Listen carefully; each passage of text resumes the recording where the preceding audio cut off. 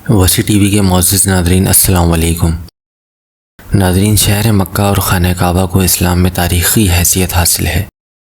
یہی وجہ ہے کہ اللہ پاک نے بھی قرآن کریم میں 8 بار اس کا ذکر کیا ہے۔ سورۃ نمبر 3 آیت نمبر 97 میں اللہ پاک ارشاد فرماتے ہیں، اس میں کھلی نشانیاں ہیں ابراہیم کے کھڑے ہونے کی جگہ، اور جو اس میں آئے امان میں ہو، اور اللہ کے لیے لوگوں پہ اس گھر کا حج کرنا ہے جو اس تک چل سکے، اور جو منکر ہو تو اللہ سارے جہاں سے بے پرواہ ہے۔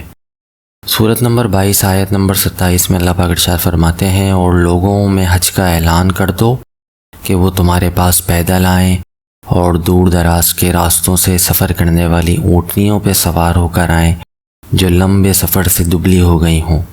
ناظرین، سورۃ نمبر 22 آیت نمبر 29 میں اللہ پاک ارشاد فرماتا ہے، پھر حج کرنے والے لوگوں کو چاہیے کہ وہ اپنا میل کچیل دور کریں اور اپنی منتیں پوری کریں اور اس آزاد گھر یعنی خانہ کعبہ کا طواف کریں۔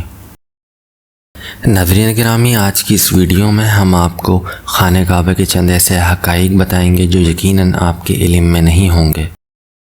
نمبر 1، کعبے کی تعمیر۔ ناظرین گرامی، یقیناً آپ میں سے کئی لوگوں کے علم میں یہی ہوگا کہ کعبے کی تعمیر حضرت ابراہیم علیہ السلام اور ان کے بیٹے حضرت اسماعیل علیہ السلام کی طرف سے کی گئی، لیکن حقیقت یہ ہے کہ اللہ کے حکم پر پہلی بار کعبہ کی تعمیر حضرت آدم علیہ السلام نے کی، اور پھر بعد میں حضرت ابراہیم اور اسماعیل علیہ السلام نے کعبے کی تعمیر کی۔ آخری دفعہ کعبے کی تعمیر عبد المالک بن مروہ کے حکم پر حجاج بن یوسف نے کی۔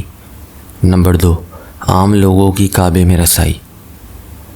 آپ صلی اللہ علیہ وآلہ وسلم کے دور مبارک میں مسلمانوں کو خانہ کعبہ میں داخل ہونے کی اجازت تھی، لیکن اب مسلمانوں کی تعداد میں اضافے اور دیگر وجوہات کی بنا پر خانہ کعبہ کو سال میں صرف 2 مرتبہ خصوصی مہمانوں کے لیے ہی کھولا جاتا ہے۔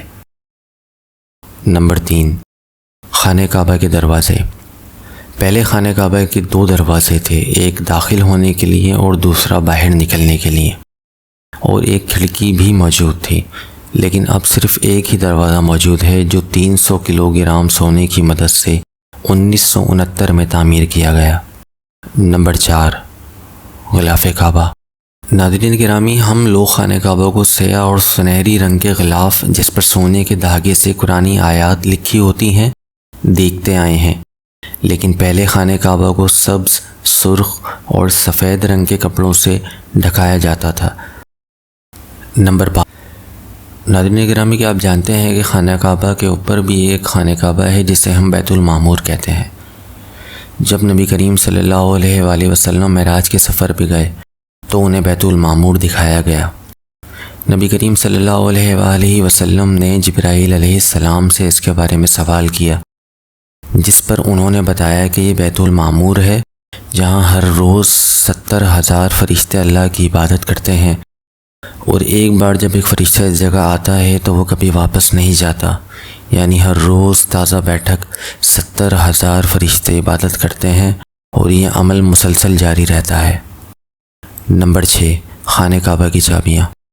ناظرین، کیا آپ جانتے ہیں کہ خانہ کعبہ کی چابیاں سعودی حکومت کے پاس نہیں رکھی جاتی، بلکہ وہ محمد صلی اللہ علیہ وآلہ وسلم کے ایک صحابی حضرت عثمان بن طلحہ کے خاندان کے پاس موجود ہیں۔